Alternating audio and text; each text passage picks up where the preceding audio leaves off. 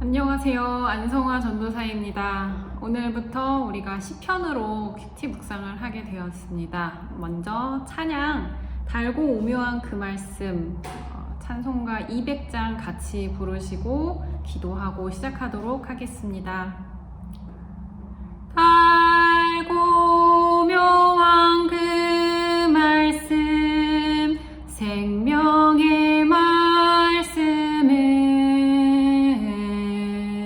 귀한 그 말씀 진실로 생명의 말씀이 나의 길과 믿음 밝히 보여주니 아름답고 귀한 말씀 생명샘이로다.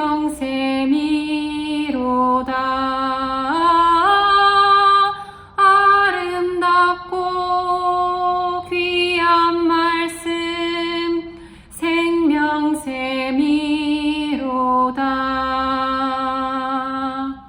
귀한 주님의 말씀은 내 노래 되도다. 모든 사람을 살리는 생명의 말씀은 값도 없이 받아 생명 길을 가니 아름답고 귀한 말씀 생명샘이로다.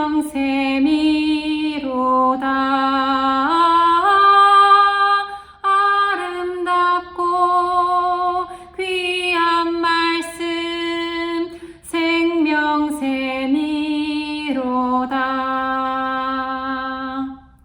널리 울리어 퍼지는 생명의 말씀은 마음의 용서와 평안을 골고루 주나니 다만 예수 말씀 듣고 복을 받네. 아름답고 귀한 말씀 생명샘이로다.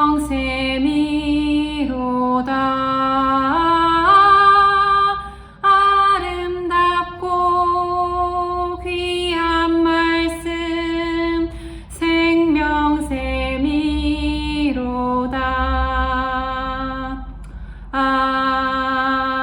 아멘.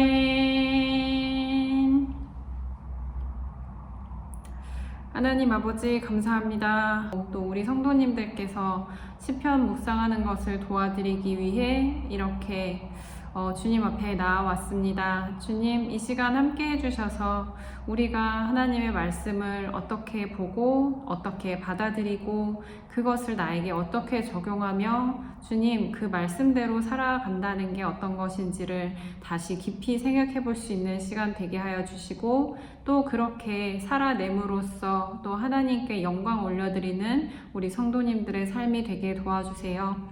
감사드리며 예수님의 이름으로 기도드립니다. 아멘. 네, 본문을 읽겠습니다. 오늘 말씀 10월 23일 말씀 복 있는 사람을 주제로 시편 1편이 말씀입니다. 제가 읽겠습니다.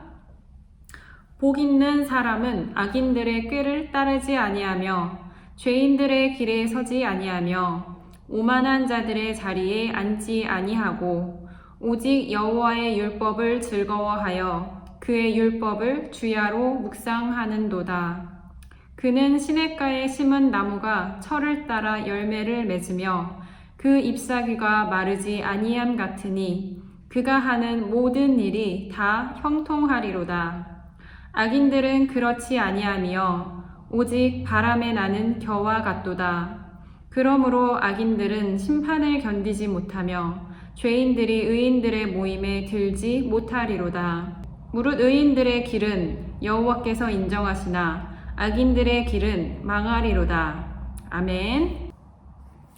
먼저 우리가 큐티를 할 때 이제 찬양을 하고 또 기도를 한 다음에 첫 번째 하는 일은 이 본문을 자세히 깊이 읽어보는 것입니다.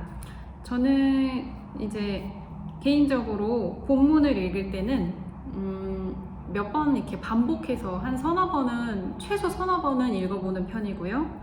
첫 번째 처음에 읽을 때는 그냥 전체적으로 가볍게 읽어보고, 두 번째 읽을 때는 내가 이제 중요하게 여길 것이 무엇이 있는지 구조를 생각하면서 읽어보고, 세 번째 읽을 때는 뭔가 표시를 하면서 제가 이 본문의 의미와 또 의미를 제대로 파악하기 위해서 할 수 있는 것들을 합니다.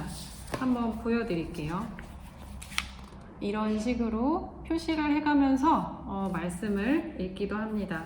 그래서 충분히 의미가 이제 파악이 되었다고 느껴지면 저는 개인적으로 그 옆에다가 저만의 요약을 따로 한번 써보기도 합니다. 이 큐티인에는 친절하게 본문 요약이 되어 있는데요.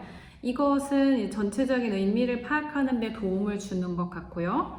또 제가 이제 저만의 언어로 이 본문의 내용을 한번 요약해 볼 때 저는 이제 거기서 내가 나한테 적용해 볼 수 있는 것이 무엇인가를 이제 그때 생각하게 됩니다. 아마 큐티를 오래 하시다 보면 이제 자기만의 방법이 찾아질 거라고 생각합니다. 네. 자, 그 본문을 개인적으로 혼자 깊이 여러 번 읽어보는 게 참 중요해요. 생각하면서 또 마음을 가라앉히면서 차분히 지금 이 시간에 잠시 영상을 멈추시고 본문을 잘 읽어보시길 바랍니다. 시간을 드리겠습니다. 네, 본문을 충분히 읽어보셨나요? 아마 네, 새로운 것을 발견하셨기를 간절히 기도하고요. 이제 이 본문에 대해서 약간의 설명을 드리려고 합니다. 이 큐티인에서는 이 말씀을 세 파트로 나누어서 우리에게 이제 제안을 했어요. 1절부터 3절까지는 여호와의 율법을 즐거워하는 자의 모습을 이렇게 그려놓았습니다. 1절에 그렇게 여호와의 율법을 즐거워하는 사람을 복 있는 사람이라고 이제 이야기를 했어요. 그래서 하나님께서 예비하신 그 복을 누리는 사람, 그 사람의 모습은 어떠한가? 두 가지 방식으로 이 모습을 묘사를 했는데요. 첫 번째 간접적인 모습으로는 악인들의 꾀를 따르지 아니하며 죄인들의 길에 서지 아니하며 오만한 자의 자리에 앉지 아니한다 라고 이제 1절에서 말씀하고 있어요. 그리고 2절에 이제 그 복 있는 자의 모습을 좀 더 적극적으로 묘사하고 있습니다. 오직 여호와의 율법을 즐거워하여 그의 율법을 주야로 묵상하는도다. 네. 여호와의 율법이라고 하는 것은 이제 이 구약 시대에서는 토라라고 하는 그 하나님의 율법 경전을 말하는 것 같은데 그것도 그렇지만 이 시편을 읽을 때는 시편에서 하나님이 주시는 모든 교훈이라고 생각해도 좋습니다. 그래서 이제 그것을 읽는 우리한테는 이제 하나님 또 예수님의 모든 가르침, 하나님의 말씀, 성경 전체를 생각하는 것이 좋겠죠. 네, 그 복 있는 사람의 모습은 여호와의 율법을 즐거워하고 그의 율법을 주야로 묵상하는 사람이다 라고 했어요. 그리고 그 사람의 모습을 이제 비유로서 나타내고 있는데 시냇가에 심은 나무가 철을 따라 열매를 맺으며 그 잎사귀가 마르지 아니함과 같다. 정말 영원한 생명력에 대해서 말씀하고 계세요. 사계절이 다 지나가도 물가에 심은 나무가 그 물에서 공급받는 영양분으로 인해서 그 나무는 마르지 않고 계속 열매를 맺는다라고 하죠. 그것이 하나님의 율법을 즐거워하여 그 율법을, 그 말씀을 주야로 묵상하는 사람의 모습이고, 그 결과는 3절 맨 끝에 그가 하는 모든 일이 다 형통하리로다 라고 끝을 맺고 있습니다. 그리고 이제 다음 파트를 보면요, 4절, 5절은 악인들의 특징이라고 돼 있어요. 이제 복 있는 사람의 특징과 완전히 반대가 되겠죠. 그런데 이 악인들은 4절에 보시면 악인들은 그렇지 아니하다라고 아주 짧게 묘사하고 있어요. 그리고 또 대조되는 이미지가 있는데, 오직 바람에 나는 겨와 같도다 라고 말해요. 정말 물가에, 시냇가에 심은 나무가 계속 공급되는 그 물, 영양분으로 인해서 마르지 않고, 잎사귀가 마르지 않고 계속 열매를 내는 정말 생명력이 풍부한 나무와 비교돼서 뿌리를 내린 것도 없고 또 영양이 어디서 오지도 못하고 그저 바싹 말라서 생명력 없이 바람에 날리는 겨와 같다. 그게 악인들의 모습이다 라고 말씀하고 계세요. 그래서 악인들은 심판을 견디지 못한대요. 근데 여기서 심판이라는 단어의 이 성경 원어는 미슈파트라는 단어인데요. 이것은 이제 하나님의 심판을 말하기도 하고 또 하나님의 공의를 말하기도 해요. 그런데 여기서 이 악인들이 심판을 견디지 못한다라는 말은 두 가지 해석이 있는데요. 악인이 공의 가운데 서지 못할 것이다 라는 의미로 해석이 돼요.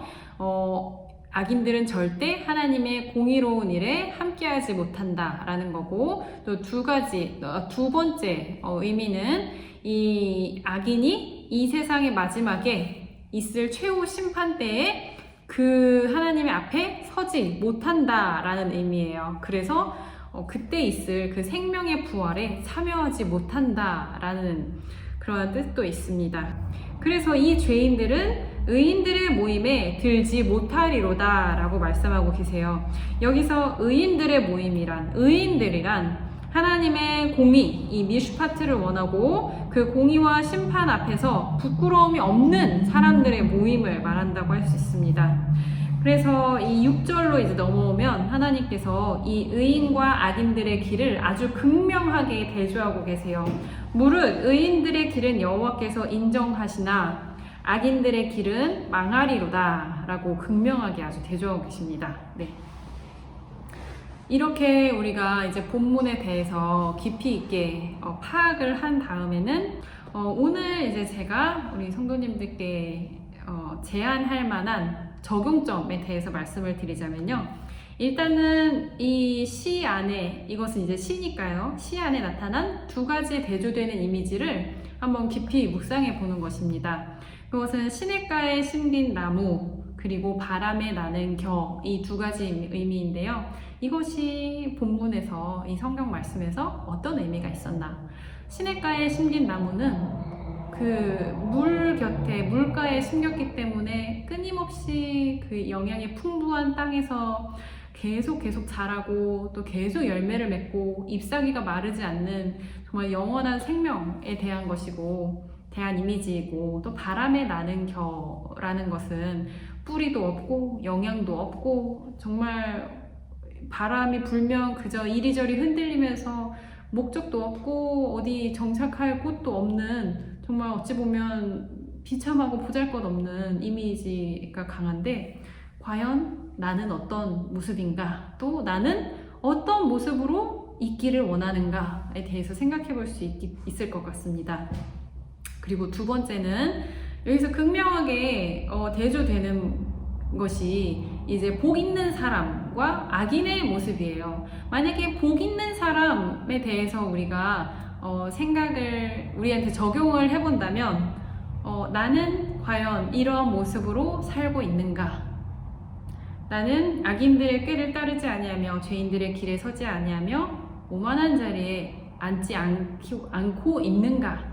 믿지 않는 사람들 앞에서 나는 어떠한 것을 따르고 있는가? 그리고 하나님의 말씀을 나는 즐거워하고 있는가? 또 나는 그 하나님의 말씀을 주야로 묵상하는 사람인가에 대해서 이제 나를 점검해 볼 수 있고요. 그리고 그거에 더 나아가서 만약 그렇게 살고 있지 못하다면 왜 그런가? 그리고 그 이유에 대해서 계속 깊이 생각을 해봐요. 그래서 이제 저는 그것을 예수님하고까지 연결을 시키는 데까지 나아가야 한다고 생각합니다. 왜냐하면요, 저와 여러분은 이미 예수님을 믿음으로 구원을 받은 이 복 있는 사람의 지위에 있는 사람들입니다. 그런데 이 모습으로 살고 있지 못한 이유가 무엇일까요? 우리가 예수님을 믿기 이전의 모습은 악인의 모습이었을지도 몰라요. 그 이전의 모습은 복 있는 사람의 모습이 아니었을 수도 있어요. 하지만 우리는 예수 그리스도를 믿음으로 모든 죄가 용서받았고, 예수님께서 부활하실 때 우리도 그 힘으로, 그 능력으로 함께 거듭나서 우리는 이제는 천국 백성으로서 이 세상을 정말 빛과 소금으로 살아갈 수 있는 존재인데, 왜 아직도 우리는 옛날의 모습을 벗어버리지 못하고 아직도 악인의 자리에 있는가? 혹은 왜 나는 하나님의 말씀을 즐거워하지 못하고 묵상하지 못하고 있는가에 대해서 저는 깊이 그 이유를 추적해 가는 타입입니다. 그래서 결국은 우리를 구원하신 예수님과 나의 실제적인 일상을 이렇게 연결을 해보는 것이에요. 거기까지 그게 이제 아주 중요한 묵상 적용 포인트이고요. 또 악인들의 모습을 볼 때는 이제 우리 오늘 말씀 4절 5절에서 악인들은 이제 복 있는 사람과 완전히 대조된다. 나의 이 주변에서 나를 괴롭게 하는 악인들의 모습이 무엇이 있는가? 저 사람들의 결국은 하나님께서 뭐라고 하시는가? 그런 거 생각해 볼 수 있죠. 그럼 오늘 구원받은 나는 저 사람에게 어떻게 행해야 하는가? 어떤 마음과 어떤 눈길로 저 사람을 보아야 하는가에 대해서도 아주 깊이 묵상할 수 있어요.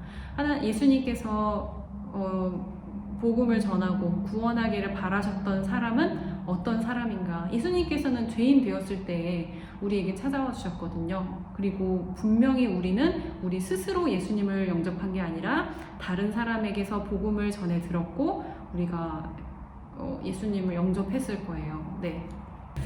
때로는 이 세상에 나를 힘들게 하는 사람들, 그 사람이 어떻게든 이 세상적으로 해결이 되어야 나의 마음의 평화가 찾아온다고 생각하기 쉽지만, 사실은 하나님의 방법으로 그 사람을 정말 하나님 앞에 데려와서 무릎 꿇게 하여서 정말 그 사람에게 복음을 전하고 또 하나님을 전하는 것이, 그 하나님의 방법으로 그 사람을 변화시키는 것이 때로는 하나님께서 원하시는 뜻이 아닌가 하는 생각을 할 때가 있습니다.